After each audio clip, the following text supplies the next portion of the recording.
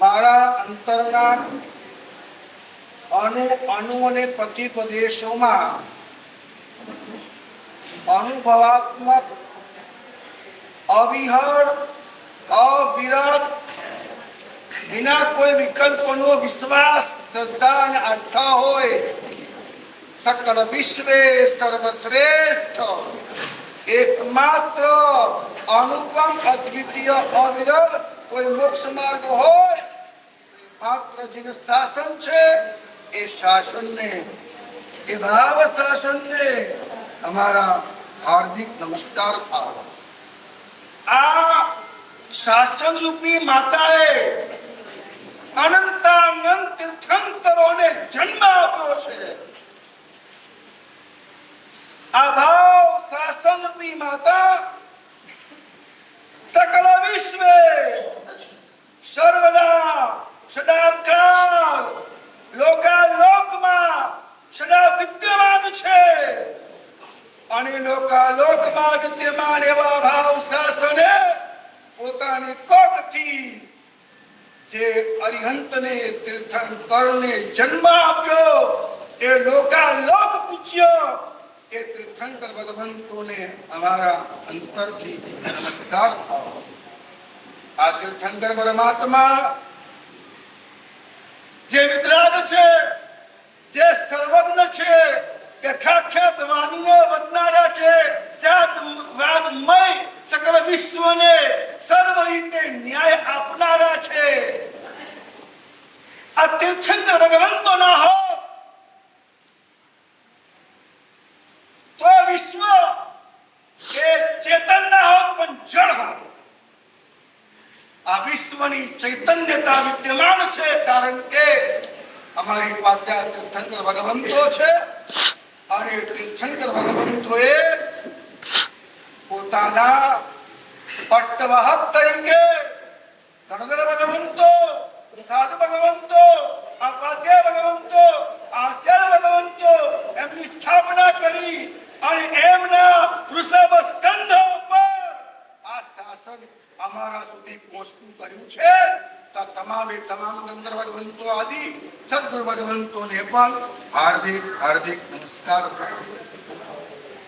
એ પ્રાજ્ઞાવાન પુણ્ય પુરુષો, હું બહુ ભાગ્યશાળી છું કે મને ભાઈ ખાડા જેવા સંઘમાં ચોમાસાનો મને લાભ તમે લોકોએ આપ્યો છે. કારણ કે આ સ્થાન અખિલ મુંબઈની અંદર આવું અદ્ભુત ચૈતન્ય ધબકતું તીર્થમય સ્થાન અન્ય સંભવે નહીં એવું આ સ્થાન, એવું આ રંગમંડપ, કેવા પૂજ્ય પુરુષો, કેવા પૂજ્ય પુરુષો સાહેબ અહીંયા પધાર્યા. એ લોકોએ પોતાના પ્રાણ પૂર્યા. એના ધબકારમાં મને બે ઘડી બેસવા મળે એ મારું સદભાગ્ય છે. અહીંયા ચૈતન્યમય ઉર્જિત એ દિવ્ય ઉર્જાઓને આવો મને લાભ આપો, મારામાં પ્રવેશ કરો. હું તો બહુ અજ્ઞો છું, અજ્ઞાની છું, પાપી છું અને દુર્ગુણોનો ઉકરડો છું. આ પાઠ પર બેસવાને મારી કોઈ લાયકાત નથી. પરમાત્મા આ દિવ્ય ઉર્જાઓને આમંત્રણ આપો કે આપ પધારો અને આપ જ મારા મોઢે કંઈક એવું બોલાવો કે જે મારા કલ્યાણનું અવિરત અવિરામ કારણ બને અને પછી કદાચ થાય તો તમારું પણ ભલું એમાં સંભવે. માટે આવી દિવ્ય ઉર્જામય સ્થાનમાં મને બેસવા મળ્યું અમારું પરમ સૌભાગ્ય છે. હું સેજ પણ મસ્કા માર્યા વગર બોલું છું. યાદ રાખજો ગેવરમજી, યાદ रखना मैं सुधर्म स्वामी की पाठ पर बैठा हूं. मेरे सामने परमात्मा है. जैसे हम जाते हैं कोर्ट के अंदर और क्या करते हैं, किताब पे हाथ रखते हैं. मैं जो कहूंगा सच के सिवा હું અહીંયા હાથ મૂકીને કહેવા માંગુ છું. હું એ જ કહેવા માંગુ છું જે મને અનુભવમાં છે. હું ન તો અહીંયા કોઈનો ઝંડો ઉપાડવા આવ્યો છું, ન ઝંડો કોઈનો ઉપાડવા આવ્યો છું, ન કોઈનો ઝંડો લગાવવા આવ્યો છું, ન કોઈ ઝંડો કોઈનો ઉખાડવા આવ્યો છું, ન કોઈ ઝંડો મારો ગાળવા આવ્યો છું. અહીં માત્ર મારા પરમાત્મા મહાવીર દેવ સકળ વિશ્વ અખંડ ઝંડો એમનો છે, એના નીચે બધાને પ્રેમ કરવા આવ્યો છું, બધાને ભેગા કરવા આવ્યો છું. મને ખૂબ આનંદ છે અહીંયા પંક્તિ વાંચીને. મેં શ્વેતાંબર हूं, मैं दिगंबर हूं, मैं हिंदू हूं, मैं तो एक भगवान महावीर के पंथ पे चलने वाले एक साधक हूं. वो वल्लभ सुरेश्वरजी महाराजा એમની દીર્ઘ દ્રષ્ટિ જેવી રીતે મેં યાદ કરીએ પ્રભુદાસભાઈને, અભયસાગરજી મહારાજને, આ એ વખતના પરમ તાર્કિક વિદ્વાન ભવિષ્યને જોનારા પૂજ્ય પુરુષ, એમની આ જે લખાયેલી પંક્તિઓ, એ પંક્તિઓને હું સાક્ષાત શીખવા માટે આવ્યો છું. શું છે આ પંથોમાં, શું છે આ ગચ્છોમાં, શું છે આ પંથો ગચ્છો મતો અને મતોના મમત્વમાં? જેટલા ઝંડા અમે ગાડીશું, કોઈના ઉપાડીશું, કોઈના ઉખાડીશું, એટલા મારા મહાવીર અખંડમાંથી ખંડિત થવાના છે. ભગવાન મહાવીરને અખંડ કરવા આવ્યો છું. આવો ભેગા મળી. હું કોઈ એટલો પુણ્યશાળી નથી, નંબર 1. એટલો હું કોઈ એટલો વક્તા પણ નથી, એટલું બધું બોલતા આવડતું.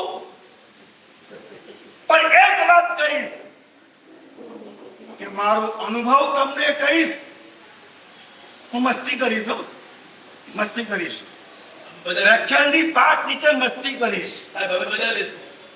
અને તમને મજા આપીશ. જો સાહેબ તમે કહેતા હો ને બહુ સરળ છે, તો એ મારી માત્ર બુદ્ધિ એમ કામ કરે છે. હું લાયા હતા, હું લઈ જવાના, જે કે એને કરી દેવા દો ને, આ જ સરળતા છે. બાકી બધી ખબર પડે છે, માપમાં રહેજો. બાકી બધી ખબર તો પડે જ છે આપણને કે ત્રીજો માર્ગી મૂકી નથી આવ્યો, પણ એક અદ્ભુતતા દેખાય છે કે કર્મ સંયોગે વર્તમાને પ્રવર્તમાને વિચિત્રતાઓ વર્તે, એને ન્યાય આપો, સન્માન આપો, સ્વીકાર કરો, સદભાવ આપો, પ્રેમ આપો, અને એમ કરતા કરતા એની અંદરમાં ડોક્યું કરી અને ક્યાંક થાય તો ભેગા થઈ જઈએ, ક્યાંક થાય તો સાથે થઈ જઈએ, સાથે મળીને આ જીન શાસ્ત્રની આધાર આજે જીન જેને જ્યાં યોગ્ય લાગે ત્યાં અવશ્ય જજો. છૂટ આપું છું તમને, જ્યાં યોગ્ય લાગે ત્યાં અવશ્ય જજો. પરમાત્મા મહાવીર દેવ અને ગુરુ ગૌતમ બોલે છે એવા વિનય ભાવ સાથે બધાને સાંભળજો. પણ મન થાય તો મારા પર ઉપકાર કરવા અહીંયા પધારજો, પધારજો. તમે 5 હશો, 15 હશો, 50 હશો, 500 હશો, મારે મારા આત્માનું કલ્યાણ કરવા માટે કંઈક બોલવું છે. અને જે આગમનો એક કિંચિત પણ જે અભ્યાસ થયો છે એનો આધાર લેવો છે. એના આધારે મારે જીવવાની રોજિંદા પ્રવચનોમાં બનવી છે. શિબિરો થાય એમાં પણ વૈજ્ઞાનિક આધારો સાથે, વર્તમાન વિજ્ઞાન શું કહે છે એના ઘણા પુરાવાઓ સાથે, જેવો તમારો ઉત્સાહ હશે એવા પ્રકારે એ શિબિરો પણ કરીશું. સાથે ખાસ અંગત ભાવોથી એક વાત કરું છું. જેટલા અહીંયા આવ્યા છો, જે બારગામથી બહારથી બી આવ્યા છે, બધાને પણ કહું છું, અહીંયાના છે એમને પણ કહું છું, મને એમ લાગે છે કે હવેના સમયની અંદર તમને વ્યાખ્યાનો આપીશું, એ ફરજ છે. યુવાનો માટે પણ કરીશું. પણ જો કંઈક એવું તમે કંઈક કરી આપો મને કે આ ચોમાસું એ છોકરાઓનું ચોમાસું થઈ જાય, છોકરાઓને કંઈક એવું કરાવો જગદીશભાઈ, જેમ કે ભાઈ આ આંધળા બેડા બાળકોને બોલાવો, એમના હાથે કંઈક અપાવો અને સમજાવો પ્રેક્ટિકલ. જો ખોટું જોશો તો આંધળા થશો, ગાળો બોલશો તો મૂંગા થશો. પ્રેક્ટિકલ એમને સમજાવી દેવું છે. ક્યાંક એવી રીતના કોઈ કલાકારને બોલાવો, કોઈ જાદુગરને બોલાવો, પણ કોઈ બી રીતે બાળકોને અહીંયા બોલાવો. થાય તો અહીંયા 200-500 ગાયોને બોલાવો, એમના હાથે ઘાસ ખવડાવો અને ગાય શું છે સમજાવો. આવા અનેક પ્રેક્ટિકલ પ્રયોગો સાથે આવનારી પેઢીને તમે ઉગારી લો. હવે બહુ સમય ખરાબ આવી રહ્યો છે. એટલો બધો ખરાબ સમય છે કે જે જોવું ને વિચારવું એ પાપ હતો, ત્યાં આજે કરવું એ સામાન્ય વાત છે. આટલો ભયંકર કાળ છે. હું છેલ્લી વાત કરીને પૂરું કરીશ. સાંતાક્રુઝમાં એકવાર વિહાર કરતા કરતા હું ગયેલો હતો અને એક ભાઈ પુત્રો લઈને દેરાસરમાં થઈને મારી પાસે આવ્યા. મને કહે છે, મારા સાહેબ આને વાસક્ષેપ કરશો? શા માટે ના કરો? મારે ક્યાંય હળવાનું છે. વાસક્ષેપ કર્યો. ભાગ્યશાળી આમ કૂતરા પ્રત્યે આટલો બધો પ્રેમ. મને કે ના સાહેબ, આ કૂતરો ઇન્જર્ડ થયેલો હતો, એને દવા કરવા ઘરે લાવ્યો, ત્યારબાદ ઘર ગમી ગયું, હવે જવા તૈયાર નથી સાહેબ, તો એને સાચવી રહ્યો છું. પણ મનમાં એટલો ભાવ છે. વાત સાંભળજો. એ ભાઈએ કીધું, દિમાગ આડી ગયું મારું. એ ભાઈએ કીધું, સાહેબ મનમાં એટલો ભાવ છે કે મારા ઘરે આ કૂતરો આવ્યો છે તો આ કૂતરો સમ્યક દર્શન પામીને જાય. લાખાણી ખ્યાલ આવે છે? મારા ઘરે આવેલો કૂતરો એ આવતા ભાવે પાછો કૂતરો ના બનીને જૈન શાસનનો એક શ્રાવક મને ભાવ છે. માટે સાહેબ આ વાસક્ષેપ કરો. મને એમ થાય એના કૂતરા માટે આ ભાવ છે, અમારા દીકરા માટે કયો ભાવ છે. દરેક માતાઓને ખૂબ પ્રેમપૂર્વક આંખોમાં આંખ નાખીને કહું છું, હે મારી માતાઓ, હે મારી બહેનો, આ બધા તૈયાર થાવ. તને કહું છું ખાસ, તારામાં પ્રભુએ આ એક ક્ષમતા આપી છે. જ્યારે આગમ મેળો કર્યો હતો ને તો ગેબરજી એક 10-12 બાળકો की जरूरत थी और देखा था 100 बालक की लाइन इन लोगों ने लगा दी थी. हाँ, 100 बालक. અમે કોઈને શીખવાડ્યું જ નહીં, એ સ્વયંભૂ શીખતા ગયા અને જે મેળો પ્રભુ કૃપાએ એવો જામી ગયો હતો. હા, 2 દિવસ એક્સટેન્ડ કર્યો હતો. મને યાદ છે બરાબર. અને જે કિરણ મંજીનો ઉત્સાહ હતો એ વખતે, તો આજના દિવસે એમને હું યાદ કરીશ કે એમને જે આ સંઘ ચલાવ્યો છે, એમને જે આ જમીનો વિકાસ માટે જે પ્લાન લીધો છે, જે આજ તમે કરી રહ્યા છો, મને બહુ આનંદ થયો વાતને સાંભળીને કે તમે એમને યાદ કર્યા. હું તમને ધન્યવાદ દઉં છું કે ભૂતપૂર્વ ટ્રસ્ટીને આવી રીતે કાયમ યાદ કરતા રહેવું એ બહુ મોટી લાક્ષણિકતા છે, ગુણવત્તા છે. જેમ તમે તમારા મા બાપને ના ભૂલો, એમ તમે આ તીર્થને સાચવતા એ ટ્રસ્ટીઓને ના ભૂલશો. ત્યારે એમના યોગદાનને ના ભૂલશો, કાલે તમારું તને કોઈ નહીં ભૂલે. પરંપરા ચલાવો, પરંપરા ચલાવો. યથાયોગ્ય જગ્યાએ તકતી મૂકો કે આ વ્યક્તિએ આ ભાઈખાના સંઘને આગળ લાવવા માટે આટલા પ્રયત્નો કર્યા હતા. તો જે બાળકો તમારી પાસે છે, બધા બાળકો માટે જે મારા કોઈ એવી બહેનોની શિબિર લઈ લો, યા મીટિંગ લઈ લો, યા મોક્ષેશ મહારાજ, સુરેશ મહારાજ, તમે મારા સાહેબ કોઈ એવી બહેનોની, યુવાનોની મીટિંગ લઈ લો.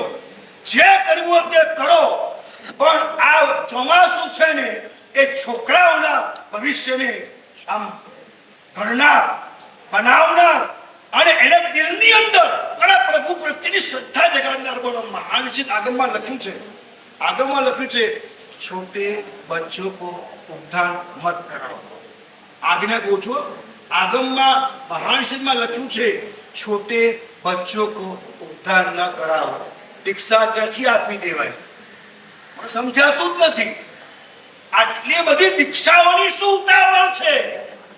આટલા જલ્દી ઉપધાનની શું ઉતાવળ છે? लक्ष्य आदम में कि बहुत जल्दी उनको उपदान मत कराओ, पहले आपके बच्चे के दिल में भगवान के प्रति भक्ति जगाओ. आगम वाक्य बोलू छू તમે કહો તો તમને કાઢીને આપીશ. ભગવાન પ્રત્યે જ્યાં સુધી ભક્તિ જાગે નહીં, આગમમાં લખ્યું છે ભક્તિ જાગે નહીં, ઉપદાન ઉગે નહીં. ઉપજાઉ ભૂમિ વગર જેમ બીજના પાંદડે, એમ એ ઉપજાઉ જમીન વગર ભક્તિ ના જાગે તો ઉપદાન ન ઉગે. એટલું નહીં, આગળ લખ્યું છે બધી જ વાત છોડો, એ ભગવાનની ભક્તિ ન જાગે, ભગવત ભાવ તુહી ભાવ, મારા પરમાત્મા દેવાધિદેવ ત્રિલોકનાથ વિતરાગ વિભુ આપ જ છો, જીવંત છો, અનુભવ છે. આવું ના થાય એને ક્યારે પણ સમાધિ મરણ ન મળે. આ આગમમાં ભક્ત પ્રેમના આગમમાં લખ્યું છે એને મોહનલાલજી समाधि मरण नहीं मिलता. और क्या समझता भक्ति को? हाँ, तुम्हारे बाप के खेत की मूली नहीं है, चप्पल घिसने पड़ते हैं, नाक रगड़ने पड़ते हैं, तुम्हारी सारी अमीरात को जला करके राखना करना पड़ेगी. जितना भी ज्ञान तुम्हारा पास है बाहर छोड़ के आओ. नहीं होगा मेरे भैया, भक्ति नहीं खुलती है, भक्ति को खोलना पड़ेगा. देखो कुछ कुछ मात्रा में, मैं सच कहूँ आपको, मैं कुछ साल पहले ऐसा मानता था कि मैं मेरा काम कर लूँ, बस मैं शुद्धात्मा बुद्धात्मा मुक्तात्मा हुई प्रार्थना हूँ, मैं मेरा काम कर लूँ, मेरा काम करूँ. एक दिमाग में था, लेकिन ये महात्मा हमको मिले, इन्होंने मुझे बहुत अच्छी तरह से स्वाध्याय कराया और इनकी दया से, नाना से हम तो कृपा से कहूँ છું, મને એ સમજાયું કે શુદ્ધાત્મા મુક્તાત્મા આ રીતે નહીં, પરોપકાર પરાયણતા વગર. અને હું તમને વ્યાખ્યામાં પછી સમજાવીશ.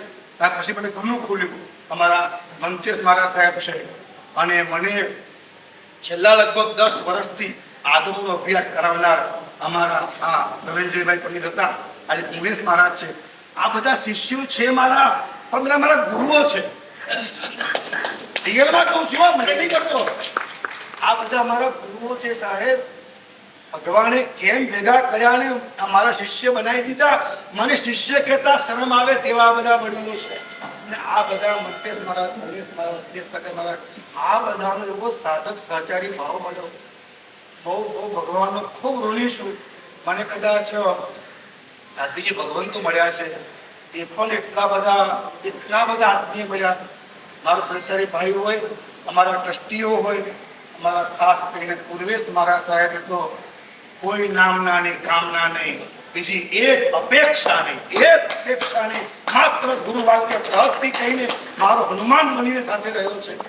તો આ બધા ખબર નહીં કેમ મારા અવગુણોને પણ પચાવે છે, મારા દુર્ગુણોને પણ પચાવે છે, મારી ઘણી બધી ઓછપને પણ ચલાવી લે છે. આ મારા ભગવાનનો પરમ ઉપકાર છે. અને બધા મને ભેગા મળીને કમાડી રહ્યા છે. બસ એક જ ભાવ છે કે જ્યારે હવે મને આ બધાની કૃપાએ ભગવાન જ બધું કરે છે એ સમજાઈ ગયું છે, અનુભવ થયો છે. શું કહું છું? હા, ખોટું નહીં બોલું. મને એવો અનુભવ થયો છે, પરોપકાર વગર કામ નહીં થાય. મને એવો અનુભવ થયો છે, ક્ષમાપના વગર કામ નહીં થાય. મને એવો અનુભવ થયો છે, સર્વ જીવો પ્રત્યે આત્મીયતા વગર કામ નહીં થાય. આવા અનુભવો થયા. હું તમને કહીશ, ઘણા દુર્ગુણો વચ્ચે બે ચાર વચ્ચે કમળ ખીલેલા છે, તો એ ઉકરડામાં બી કમળ ખીલી નાખી લે. હા, તો આવા ઉકરડામાં પણ ભગવાનની કૃપાએ કમળ ખીલ્યા છે. પુણ્યપાલને આવેલા સપનામાં સપનું છે, તો ઉકરડામાં બી કમળ. હા, તો આ થોડા ઘણા જે કમળ ખીલ્યા છે એની વાતો કરીશું, હું તમને સમજાવીશ કેવી રીતના છે. તો આ મારા પરમાત્માની ભક્તિ અમારા બાળકોની નસ નસમાં, રગ રગમાં, લોહીના કણ કણમાં અને છેલ્લા ફાળો આત્માના પ્રદેશોમાં ઉતારી દઈએ, જેથી એ આસન્ન ભવી બને. હું એમ કહી શકું, અમારા ભાઈ સાગર મહારાજ હોય, મારા મંત્રેશ મહારાજ સાહેબ હોય, અને આ પરમ પવિત્ર ઉત્તમાત્મા પણ મારા સાહેબ હોય, ભલે સાધ્વી બેઠા ત્યાં આગળ, પણ નિખાલસપણે સ્પષ્ટ કહીશ કે પૂર્વજ્ઞ મારા સાહેબ હોય, અમારા નંદ મહારાજ, એટલા બધા ઘોડા. હું એમને શિષ્યોને કહેતો કે તમને ભગવાન મળ્યા છે, પૂજી લેતો એમ. તો આ બધા બહુ નિકટ બહુ મોક્ષગામી આત્માઓ છે, મારા કરતા પહેલા જવાવાળા. હા, પહેલા આત્માઓ છે. તો આ બધા આત્માઓ સાથે મળે અને આવી રીતના આપણે કંઈક આપણા ભાઈખલા સંઘને પાછો આગળ લાવીએ, ઓર આગળ લાવીએ, ઉજાગર કરીએ અને ભાઈખલાને જેમ કહેતા હોય હાર્ટ ઓફ મુંબઈ, તો એનો ધબકાન અહીંયાથી જેમ જેમ હાથમાંથી લોહી આખા શરીરે પહોંચે, અહીંયા કંઈક એવું કરો ને અહીંયાનો ધબકાન ને ધબકતો ધર્મ આખા મુંબઈમાં પહોંચે એમ છે. ચાલો આ રીતે ખૂબ ખૂબ પરમાત્માનો ઉપકાર, આપનો સાથ સહકાર, આવો દિવ્ય ભવ્ય ઉપકારક સ્વઉપકારક ચાતુર્માસ આપણે વિતાવીએ એ પરમાત્માને પ્રાર્થના. કદાચ છે ને બહુ ઓછું